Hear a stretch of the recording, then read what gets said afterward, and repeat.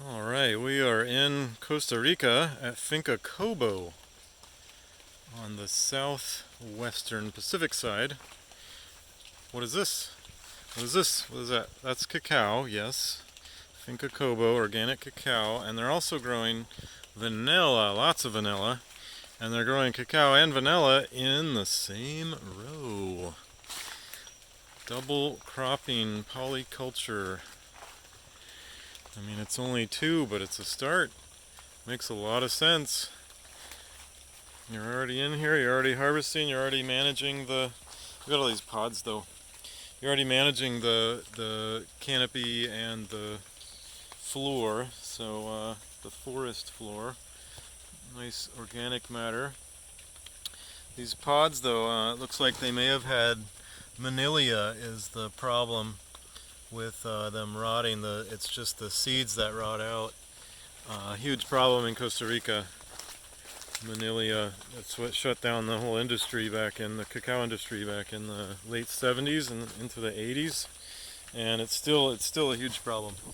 But I was just talking with the farmer here who said that it's the monkeys that actually destroy a large portion of the cacao, and that's why they're diversifying into vanilla and some other things. But I just wanted to show you how awesome this is to involve a vine among your trees, a value vine. They apparently have to pollinate the vanilla because there's not a natural pollinator, from what I understand. Maybe you can comment if you know differently about Costa Rica and the pollinator of vanilla orchid vine. But this is a great start for intercropping. They just put a stick there and planted the vanilla, and it's up, and they got a wire like a vineyard trellis wire going all the way down. I don't know if you can see that too well, but it strings between the trees, and it looks like they just nailed it to the tree or stuck it in there somehow. Is this a cacao tree? I believe so, yes. So that's probably not too healthy for the tree, but it sounds like they're switching over anyway, even though they're known for chocolate here, and I just had some absolutely delicious chocolate. A beverage they had, and some nibs on some helado, some vanilla ice cream with some absolutely delicious nibs, cacao nibs. So they are still doing it. Oh, look! Have you ever seen vanilla flowers? Orchidaceae. I wonder if they smell. Not so much, and not in the rain. But there they are doing it. He said it's February 1st today, 2022. So he said they're gonna start flowering a lot more right now. It's that season. This looks like they either harvested the beans out or had a different unfortunate harvest event where maybe the monkeys ate them or the Monilia got them. But so they put the mulch in the row instead, or I mean in the planted row instead of the in between row pathway. But wow, these vanilla are doing quite well. Yeah, I had a long talk with them about, because I was just at Cati, if you saw that video. Their varieties and their, it was raining pretty good here a little bit ago. The varieties they have there, and their, like, what have they developed as far as Monilia-resistant variety? And he said, yes, they did develop one 14, 15 years ago. It's very resistant to Monilia rot, mold, and the only thing about it is the flavor. It like doesn't. It's like bitter and sour and awful. like sour's not really something you want with cacao. Bitter, I don't know. A lot of it's amargo and dark, but so he said the flavor's not there. They developed it for the resistance and not the flavor, and they haven't really done anything since then. Here's a nice bunch of mulch. There we go. Now we're feeding things with carbon. Yeah, so the Monilia, they have a resistant hybrid variety, and they don't have one with a significant flavor advantage, which I don't know. You get plant people focused on one thing, and they forget the what they were actually going for, a viable, well, maybe viable crop. Yeah, I don't know. Viable has various definitions. So viable as far as fungus, sure, and viable as far as flavor, that was the missing marker. Kind of like when the tomatoes they tried to genetically modify them to withstand freeze, and they just have no flavor. But even the hybrid ones that get picked green and then gassed are cardboard. It's just ridiculous. Why bother? Oh, we got some nice mushroom activity. Is that an oyster mushroom?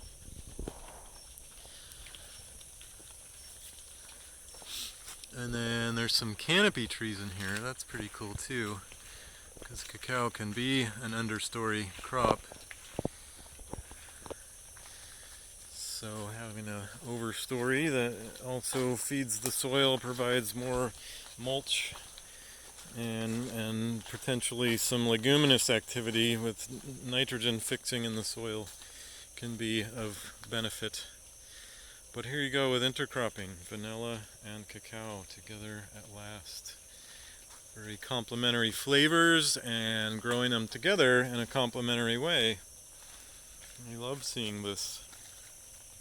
I would love to see more than this one. I guess it grows well in shade, but I think there's a lot of things that would do under here. But at least there's something. At least it's not just bare soil like we've seen in a lot of orchards, a lot of cacao growing endeavors. They seem to like almost rake up the leaves, and it's like, wow, it's not a landscape, it's a... But they do that in vineyards too, which is annoying. I've worked in a lot of vineyards in California and was always surprised when it was like clean cultivation, where it was just sterile underneath. There was like nothing alive. It was just dirt, and it was horrible when it was hot because it was dusty, and it was horrible when it was rainy because it was muddy, and it would wash out, and you're just killing the soil, and it wasn't being fed at all. So it's nice to see some cover here of various kinds. There's even ferns. But I bet there's an edible, lots of edible things that could be grown down here. Whether it's ginger or probably a shorter variety of ginger. What else would grow in here? You know, something along the rows, asparagus needs cold, but something under the rows there that maybe wouldn't impede the harvesting or the movement too much, but could add to the vanilla chocolate thing going on here. I love seeing all the active decomposition. Decomposers are moving in and helping out.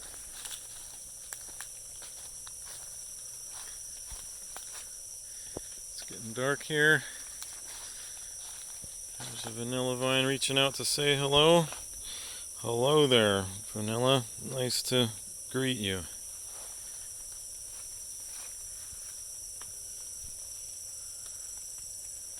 Creeping out in the avenue.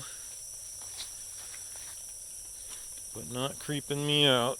I'm digging it, man. Here's some nice, beautiful pods that the monkeys haven't gotten yet.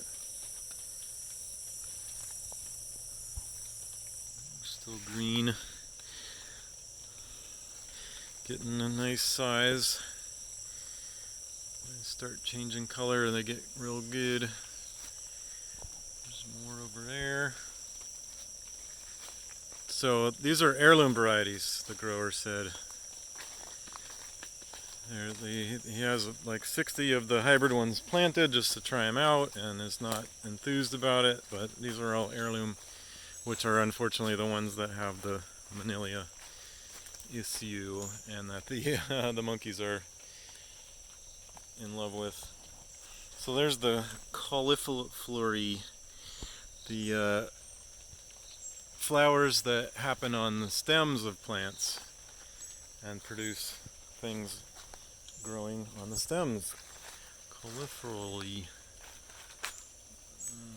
cacao, wonderful. There's a mummy. Ah. Alrighty, thanks for joining me. Turn this around and say hello. This is Damon, the global gardener in Costa Rica at an organic cacao farm of heirloom varieties called Cobo, Finca Cobo, K-O-B-O. Come check it out. They have an amazing classroom, they have accommodations on site, and they have a long menu of really delicious dishes. They're not actually dishes, they're like the ice cream with the nibs, the various kinds of cacao drinks, and very kind people, and just a lovely atmosphere. So highly recommend, and I'll see you in other videos around Costa Rica and around the world.